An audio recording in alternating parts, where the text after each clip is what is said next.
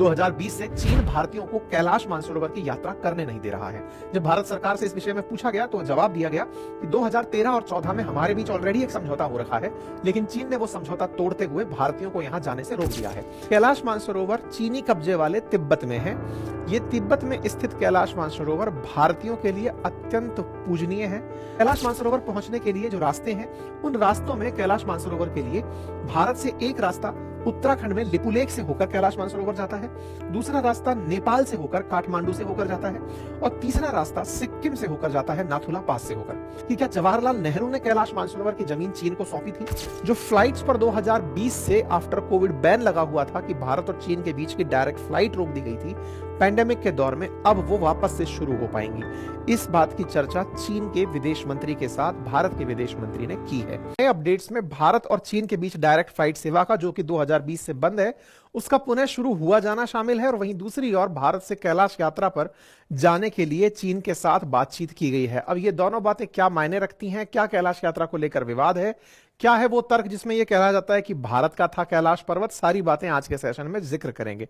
तो चलिए आज के सेशन की शुरुआत करते हैं। आप इन तस्वीरों को पहले एक बार देख चुके हैं। ये तस्वीरें भारत और चीन के बीच में ब्रिक्स समिट 2024 की हैं, जब भारत रशिया में शामिल होने के लिए गया था और वहां पर चीनी राष्ट्रपति के साथ भारत के प्रधानमंत्री की बातचीत हुई थी। इन बातचीतों को हमने अपने सेशन में कवर किया था और बताया था कि किस प्रकार से रूसी प्रयासों से संभवतः दोनों देश एक दूसरे के नजदीक आए हैं। साथ ही साथ में इंडिया चाइना ने उस बातचीत के बाद से एक दूसरे के साथ दोनों की सेनाओं को दूर करना, बॉर्डर एरिया से यानी कि डिसएंगेजमेंट शुरू कर दिया था, जो कि ताजा खबरों में जुड़कर आया था। यानी कि जिस प्रकार से अक्टूबर में बातचीत हुई थी, 30 अक्टूबर तक आते आते दोनों के बीच डिसएंगेजमेंट हो रहा है, ऐसी खबरें दिखाई देना शुरू हो गई थी। कहने का मतलब यह है कि जो वार्ता रूस में हुई थी वो कुछ हद तक सफल हुई। अब उससे आगे बढ़ने की बात थी। तो रूस में जब वार्ता हुई थी तब यह तय हुआ था, भारत और चीन रूस में बैठकर के जब बात हुई थी तब यह बात हुई थी कि दोनों देश अब उच्च स्तरीय लेवल पर बैठकें करते रहेंगे। ऐसे में अब इन दोनों की फिर से मुलाकात होती है और यह तय होता है कि हमारी मंत्री स्तर पर, विदेश सचिव स्तर पर बातचीत कैसे आगे बढ़ेंगी।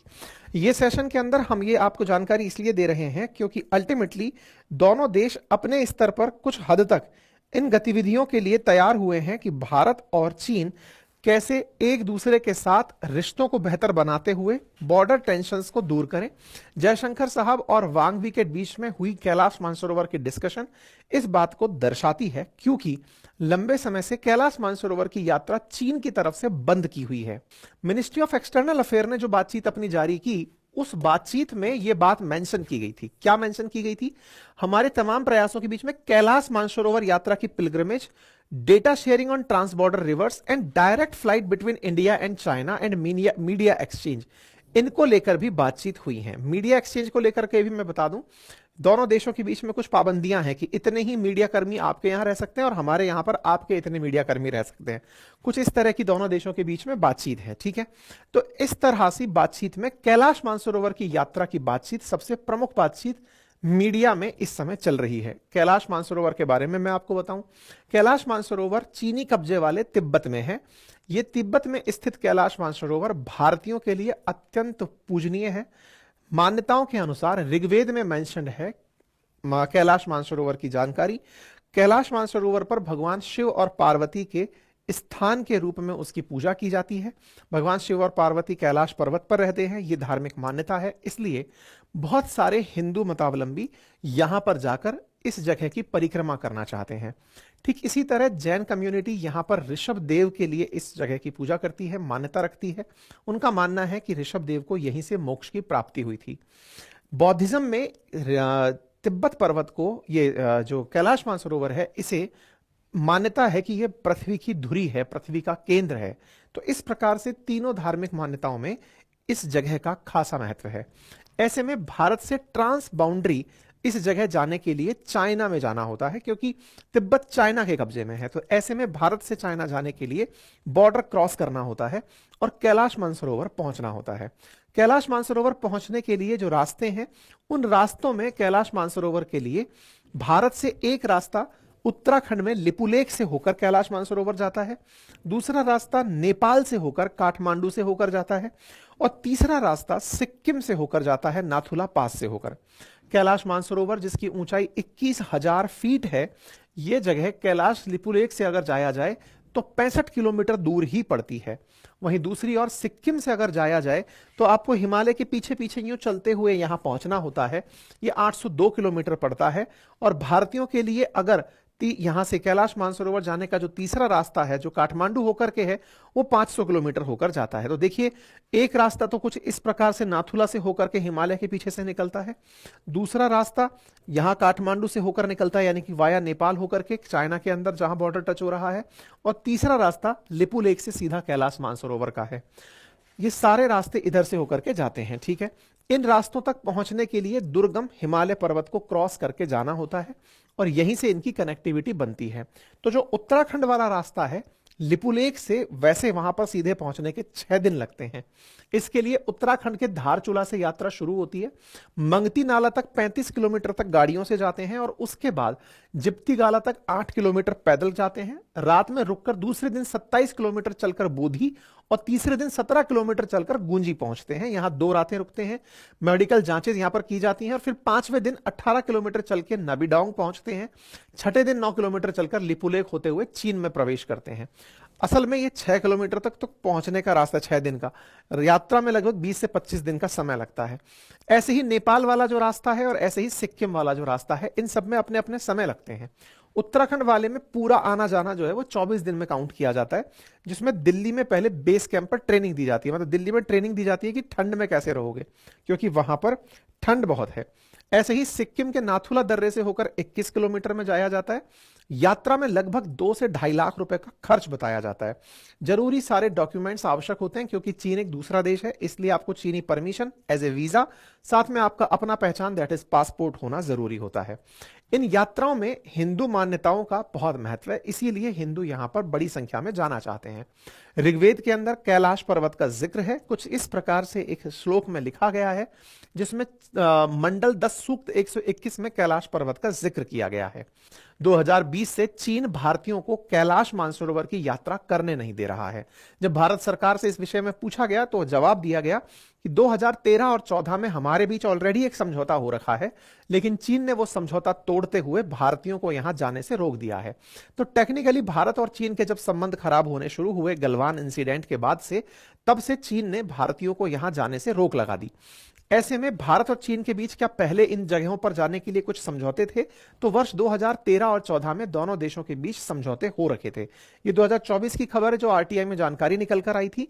दोनों देशों के बीच 13 और 14 में समझौते हुए थे। 2013 में समझौता यही था कि लिपुलेख दर्रा मार्ग से होकर कैलाश मानसरोवर जाने के लिए था, और दूसरा समझौता नाथुला यानी कि सिक्किम से कैलाश मानसरोवर जाने के लिए था।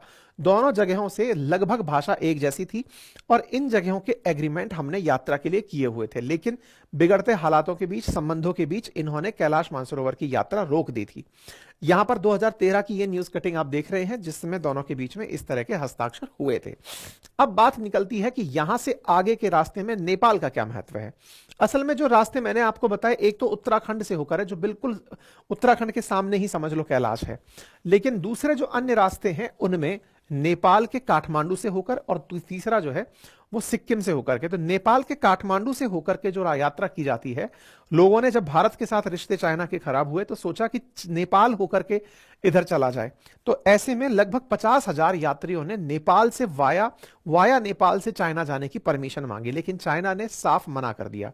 और मतलब बहुत कड़े नियम लगा दिए, इतने कड़े नियम लगा दिए कि पहले बायोमेट्रिक रूप से पहचान कराओ, आवेदन करने के लिए पहले प्रेजेंट होकर के आवेदन करने के लिए, और बायोमेट्रिक पहचान बनाओ, तभी जाकर यहां से जाने देंगे। तो एक प्रकार से 50,000 भारतीयों के द्वारा परमिशन मांगी गई थी, लेकिन चाइना ने नहीं दी। साथ ही साथ खर्चा इतना बढ़ गया कि मतलब नेपाल वालों को कहा गया कि अगर आप इस क्षेत्र में आना चाहते हैं तो पहले 8 मिलियन नेपाली रुपया, लगभग $60,000 पहले जमा कराओ, तब जाकर के आने देंगे, और खर्चा पर यात्री 2.5 लाख रुपए तक होने लगा। ऐसे में तमाम प्रकार की दिक्कतें आने लगी। बहुत बड़ी मात्रा में लोग जाना चाहते थे, लेकिन जा नहीं पाए। कहने का कुल मिलाकर अर्थ यह है कि इससे यात्रा और टूरिज्म दोनों ही प्रभावित होने लगे। नेपाल के टूर ऑपरेटर्स ने बकायदा चाइना से रिक्वेस्ट की कि आप इस जगह टूरिज्म तो जारी रखिए, लेकिन चाइना एक भी नहीं सुना। तो कुल मिलाकर के ये दोनों देशों के बीच बिगड़े हुए संबंधों का बहुत बड़ा प्रमाण बना था कि दोनों देश किस तरह से एक दूसरे के लोगों को देखकर पसंद नहीं कर रहे हैं। खैर, इस गलवान वैली इंसिडेंट के बाद से अब जाकर के ये सुर्खियां बनने लगी हैं कि दोनों देश फिर से एक दूसरे के साथ दोनों जगहों को लेकर के बातचीत वापस से सुलभ कर रहे हैं। ऐसे में एक बड़ा सवाल यह बनता है जो भारत के अंदर काफी ज्यादा चर्चा का विषय रहता है, और वो ये कि क्या जवाहरलाल नेहरू ने कैलाश मानसरोवर की जमीन चीन को सौंपी थी? इसके बारे में पूर्व राजदूत पी स्टोब दान अपने एक आर्टिकल में लिखते हैं कि कैलाश मानसरोवर और इसके आसपास का इलाका 1960 के दशक तक भारत के अधिकार क्षेत्र में आता था। लद्दाख के राजा त्वसांग नामग्याल के द्वारा शासन क्षेत्र कैलाश मानसरोवर के मैनसर नाम की जगह पर था। यह पूरा इलाका भारत चीन से नेपाल तक की सीमा तक फैला था। 1911 और 21 की जनगणना में कैलाश मानसरोवर वाले इलाके के मैनसर गांव में 44 घर होने की बात सरकारी रिकॉर्ड में है। 1958 में जम्मू कश्मीर समझौते के मुताबिक मैनसर चीन के कब्जे में चला गया और यह इलाका चीन कब्जे वाले लद्दाख तहसील के 110 गांवों में शामिल हो गया। इसका मतलब कुछ लोगों का मानना है कि यह पहले भारत के और विशेष रूप से लद्दाख के राजा के पास हुआ करता था। 1959 में पहली बार चीन ने लेकिन इस मैप को सिक्किम के साथ अपने मैप में दिखा दिया।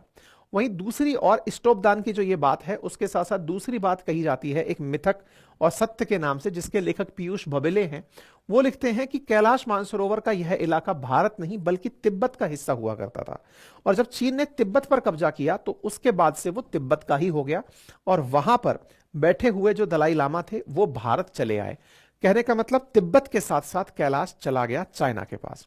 खैर, वर्तमान में स्थिति यह है कि यह स्थान चाइना के पास है और चाइना के संबंध भारत के साथ बहुत हद तक खराब रहे हैं। हाल ही में ये सुधारने शुरू हुए ब्रिक्स समिट के बाद से, जिसके बाद बॉर्डर पर डिसंगेजमेंट शुरू हुआ और वर्तमान में ये खबर जुड़कर आई। न्यू खबर के अंदर ये चीज जुड़ के आई कि आगे चल के दोनों देश और अच्छे से अपने संबंधों को आगे बढ़ाएंगे। जो फ्लाइट्स पर 2020 से आफ्टर कोविड बैन लगा हुआ था कि भारत और चीन के बीच की डायरेक्ट फ्लाइट रोक दी गई थी पैंडेमिक के दौर में, अब वो वापस से शुरू हो पाएंगी। इस बात की चर्चा चीन के विदेश मंत्री के साथ भारत के विदेश मंत्री ने की है। तो ना केवल डायरेक्ट फ्लाइट दोबारा से शुरू होने की चर्चा की गई है, बल्कि कैलाश मानसरोवर की यात्रा भी फिर से बहाल करने की दोनों देशों के बीच में चर्चा हुई है। सीमावर्ती इलाकों में शांति पर सहमति बनी है। क्षेत्रीय सहयोग को बढ़ाने को लेकर और संबंध सुधारने को लेकर फोकस करने की बात की गई है, जो कि आप एक्सटर्नल अफेयर मिनिस्ट्री के द्वारा जारी किए गए मीडिया सेंटर रिपोर्ट्स में देख सकते हैं।